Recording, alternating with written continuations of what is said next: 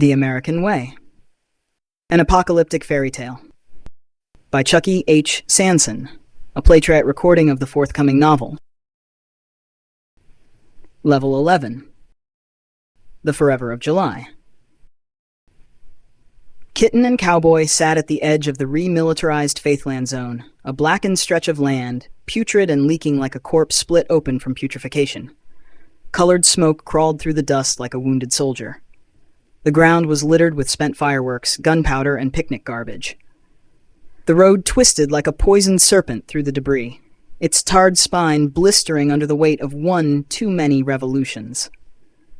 It was the American way, the last paved artery in the country, pulsing toward the radioactive heart of power, the unfinished pyramid, the White House Cathedral, where the president hung in eternal static like a messiah caught in endless reruns.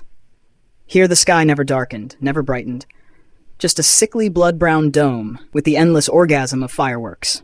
The path ahead was obscured by a forest of American flags waved overhead, tattered, threadbare, steeped in the ancient stink of promise and corruption.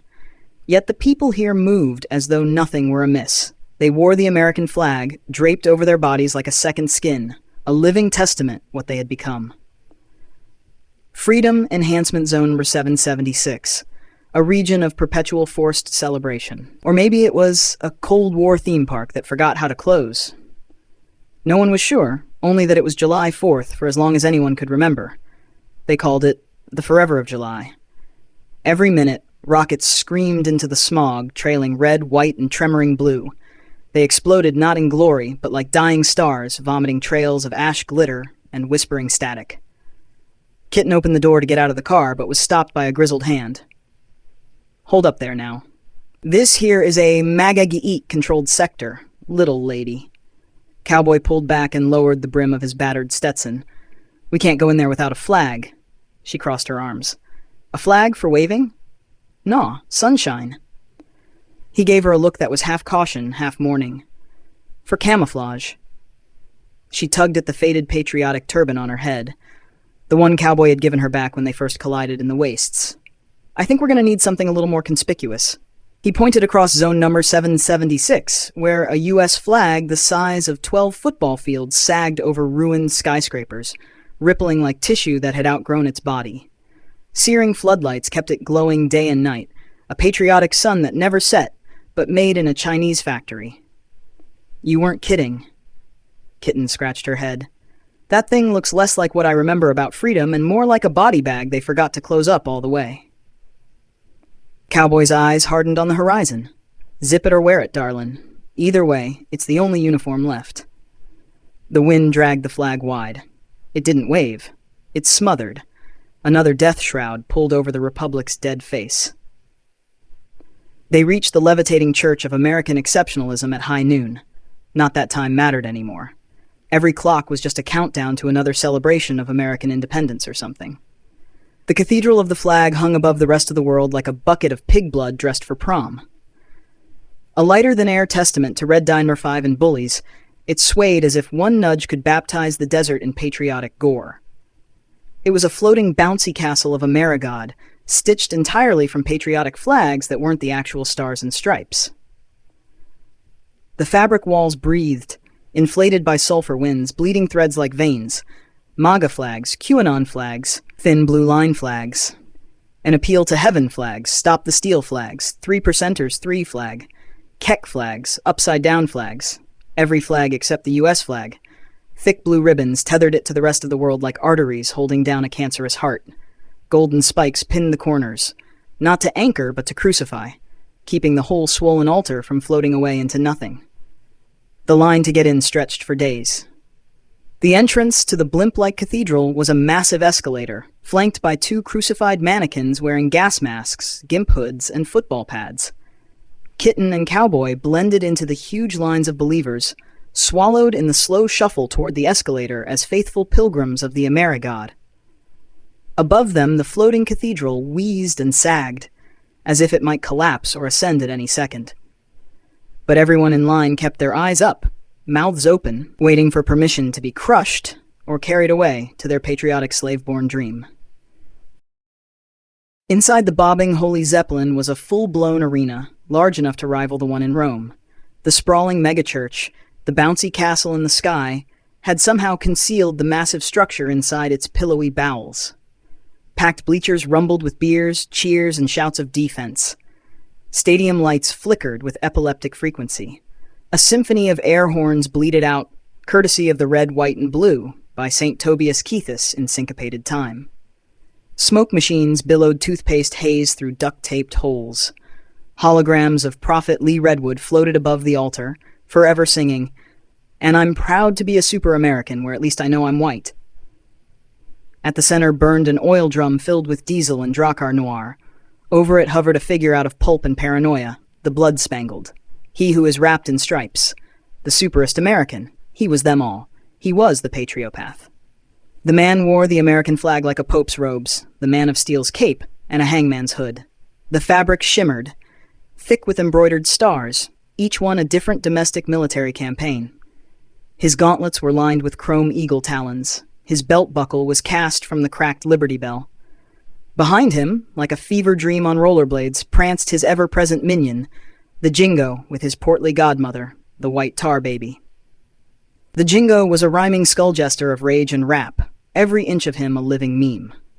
His hockey jersey robes flapped like battle flags, stitched with dipshit warrior hashtags, triggered, God Guns Guts, Cry More, each letter woven in barbed font and bootlicker thread. His cornrows were dyed red, white, and blue, with special Kool-Aid.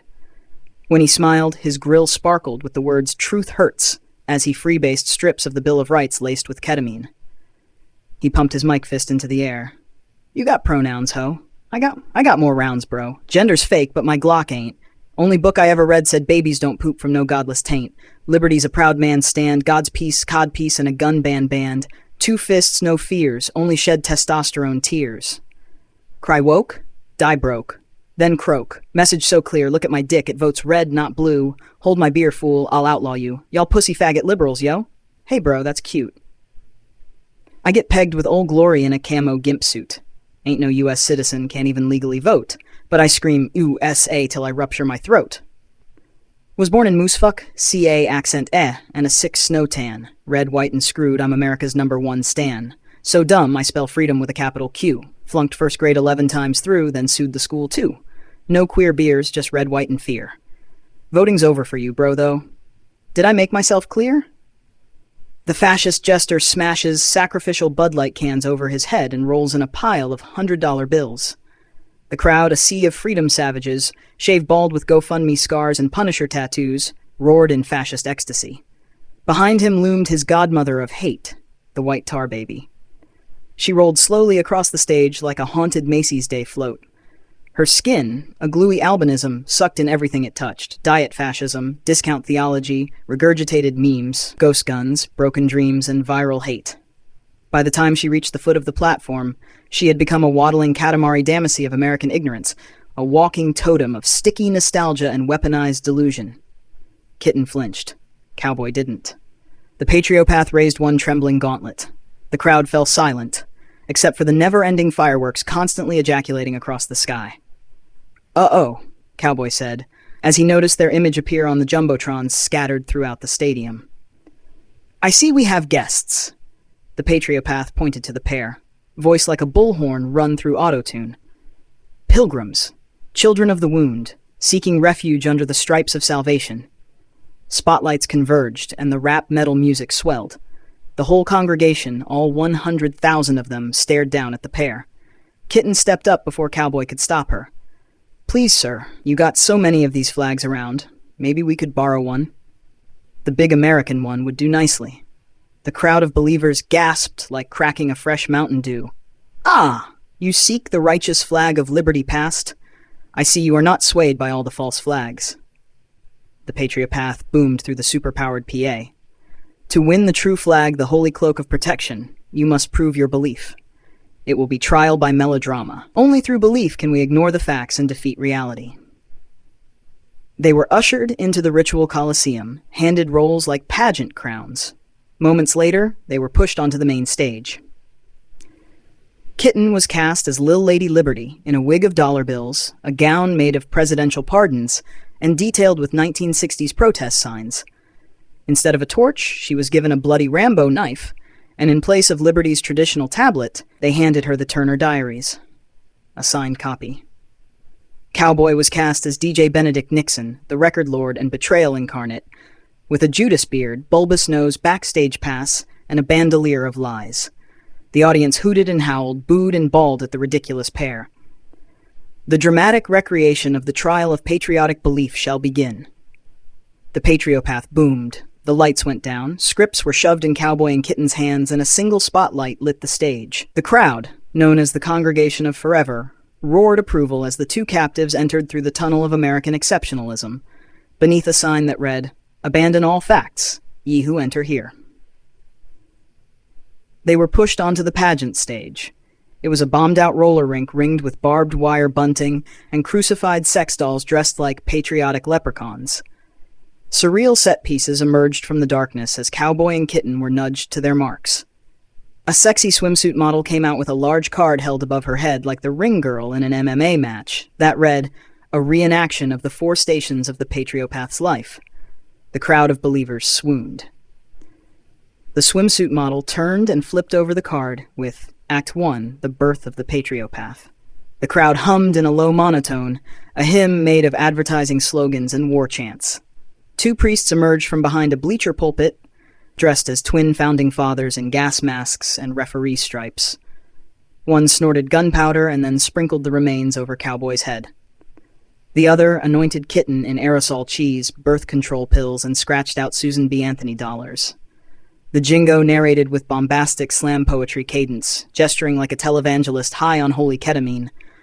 Born of fallout and freedom fries, crowned in trauma and libtard lies, he emerged a screaming fetus tearing through red tape, nursed on truck nutsacks and bootstraps. He's Old Glory with killer abs, a mask and cape. The crowd clapped to the rhythm with hollow beer cans and severed doll hands.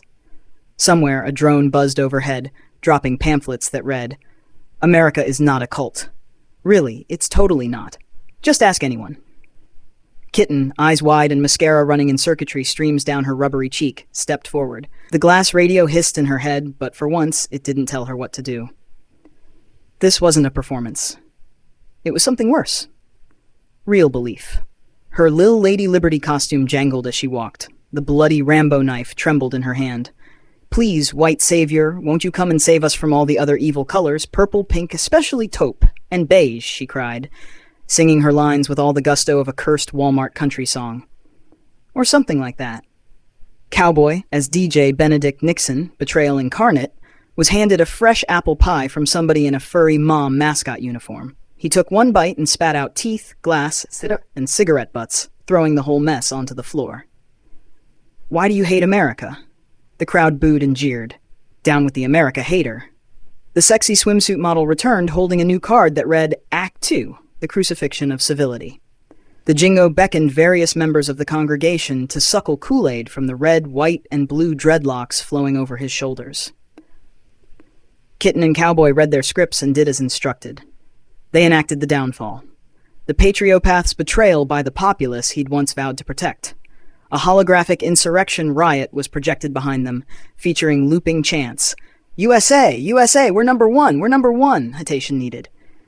"I'm voting for the felon." "Presidents do it extra legally." "Our sky is orange." "Diaper BJs are the best." Kitten dropped to her knees, fist clutched to her breast, knife raised high, her voice fluttering into distortion. "Forgive me, glorious fatherland, for I have sinned against your misreading of the Constitution," she crooned. "I voted woke." "No, it can't be." The crowd gasped, everyone inhaling in unison. Heavy metal explosions rocked the stage. A gong sounded. The mood changed. Cowboy circled the little girl, dragging a cross made from functionally obsolete iPhones, deck chairs from the Titanic, and Dukes of Hazzard General Lee toys. "You betrayed the Holy American Covenant," he read from his tattered script. "Now you must pay with your Social Security benefits." From the rafters, cannons fired blue-collar prizes, condoms, Fireball minis, Pornhub passwords, Vicodin, razor sunglasses, and neck beard trimmings. The sexy swimsuit model returned holding another card as she circled the stage. Act 3, The Trial by Fire. An enormous pyre was lit center stage, a bonfire of discarded Boy Scout flags, Costco membership cards, and the vanities. The The heat shimmered like real-time truth distortion. A member of the Red Publican priests instructed Kitten, "You both must walk into the flames. If you catch fire, then we know you're a real-deal conservative." "What happens if I don't burn?" Kitten asked. "Then we simply torch you for being a liberal." "I don't like those odds." She crossed her arms. "Well, the odds don't like you either." The priest smiled. She nodded, her glass radio screaming about hellfire beneath her impossibly smooth forehead. "Looks like they got us on that one." Cowboy pursed his lips and shrugged. "I'll go first." He entered the flames first with a shuffle and a twirl, holding an invisible partner. He danced a slow, deliberate two-step into the fire, his boot points kicking the bones of previous test subjects. The flames kissed his jeans but did not catch, licked his heels but didn't burn. The crowd chanted his name. Benedict Nixon. Benedict Nixon. 4 more years, 4 more years, a kind of home team sacrament. Then Kitten followed into the blazing pyre. Her steps were halting, but her voice rose, not in fear but in anger. She began to sing the lyrics written in her script. "Oh, say, can you fear? By the people's lost, lonely plight. How so soundly we failed, even though our intentions were ever seeming right." The flames danced at her feet, kissed her cheeks, tickled her booty. Her skin shimmered like a wick that would not catch. It sparked, flickered, but didn't burn. Above, the Lee Redwood hologram sang louder. "I'm even more proud to be a super American where at least I know I'm right." The trial's climax came in the desecration tango. Cowboy and Kitten were handed a sacred flag, the stars replaced by dollar signs, the red stripes made from the neck skin of the working poor, the white stripes, pure uncut Colombian cocaine. "Burn it," the Patriopath commanded. "We love the flag so much that we would rather see it destroyed than fly over a liberal nation." Can't argue with that kind of logic. Cowboy didn't hesitate. He struck a match on his belt buckle and torched the stars and stripes as instructed. It went up like a meth lab explosion. Kitten twirled her sparking baton through the smoke, her silhouette flickering in red and blue like a glitch in the strange ritual. She sang, or maybe screamed, the backwards national anthem in auto-tuned Gregorian distortion. "O Tisid, Suminak, Demekels Noit Nero, Dok Satis Mrif, Steti Sop, Maid Murloxbo, Repus Spimok Sosit, Te Stenum Sindarg." Some in the audience sobbed. Others laughed. But those disciples nearest to the laughing wept, seeing the sorrow of it all. Next to them, disciples laughed, seeing the joke. Next to these other disciples wept. Then even others laughed. Still others next wept. Still others next laughed. Then even still others wept. And then even still others laughed. Last came those that wept because they could not see the joke, and those that laughed lest they should be thought not to see the joke. And then the Patriopath descended again. Not by steps, not by rope, but on a hydraulic platform fashioned from an upcycled Kiss stage set. His silhouette glowed in the fireworks behind him. A towering vision of faded power and industrialized cruelty. He hovered above them, the flag tucked in tight. It was a burial cloth stitched with the ghosts of collapsed empires. In his shadow, nearly all fell quiet. The Jingo, however, shrieked and fell to his knees, pounding the stage with gold-plated knuckles. He tore off his own grill, though, revealing a mouth rotted by a diet of pure Monster Energy drink, D's Nuts, and vintage Four Loko. The Patriopath landed in front of Kitten, trembling. A crown made of sparklers haloed his head. He lifted his gauntlet and pointed directly at the little pregnant girl. You remind me of her," he whispered. Kitten stood puzzled, but still twirling her sparkler baton. "America," the Patriopath sputtered. A pause rattled in his lungs. "When she was still, when America was still totally fuckable." "Excuse you?" Kitten stopped twirling and stared with stunned eyes. "Excuse me, Grandpa, but there are ladies present." Cowboy stepped back and set himself in the ashen earth. Then he punched Super America square in the face with a Sunday morning haymaker. The icon in red, white, and blue flew back as 100,000 believers gasped in disbelief. His star-spangled hood flew off. The old glorious cloak ripped straight down the middle. What fell backward into the ashes was not a god, not a superhero, not a national symbol, but a long-dead corpse in denial. "Look, he's just some old geezer." Kitten pointed at the slumped old man in the pile of patriotic regalia. Cowboy smirked. "Yeah, I was wondering when the wheels were going to fall off this one." The Patriopath had been Uncle Sam the whole time. like the actual real Uncle Sam. The man, the myth, the legend. The frail old man lay supine on the stage. Not the cartoon, not the pointing, tall-hatted icon, but something older, something more diseased. Something well past his sell-by date. A hollow man stuffed with straw. Alas, the shambling Sam was gaunt, yellowing, with skin like peeling parchment. His limbs held together with medical staples, duct tape, and prayer. Every vein was needle track. Liver spots were a cursive script across his cheeks. A bullet hole pulsed in the center of his chest, dark, crusted, eternal. He looked up at Kitten with milk-blind eyes. That orange monster shot me, in the middle of Fifth Avenue, and nobody gave a good goddamn. Should we help him? Kitten tugged at Cowboy's sleeve. I don't think we have the wherewithal to help that feller. The old man smiled, gums rotting. I used to point and tell people, I want you, but it turned out no one wanted me. Then he collapsed. His final breath smelled of bourbon, ass, and bipartisan. He was beginning to shrivel. The American flag, his robe, his cape, his hood, slipped off his bony shoulders like a rattlesnake dropping its skin. Don't let it touch the ground. Kitten leaped and caught it before it hit the ash. For a moment she stood, flag in hand, watching as the actual Uncle Sam crumbled into gray vacuum cleaner dust. She looked up at Cowboy for guidance, but all he could do was shrug. They wrapped the flag around themselves like a magic cloak of patriotic invisibility. The crowd, stunned, broke into confused shouts and applause. It was equal parts grief and euphoria. This is fine, a husky red publican priest in a Rage Against the Machine hoodie shouted. A hillbilly with face covered in tattooed penises cried, mood. I have questions, a child screamed. The jingo wept into his mic, then started beatboxing over the fallen icon's corpse. Born from the nuclear fire of TV, midwifed by the ghost of Reaganometry. Raised on Ancient Aliens, NFL football, and Fox News reruns. Baptized in Bud Light, and rebaptized in Coors when Bud Light went woke. He fought in every war and none somehow, and that's no joke. The explosions continued above them. One burst in a broken heart shape, leaking static.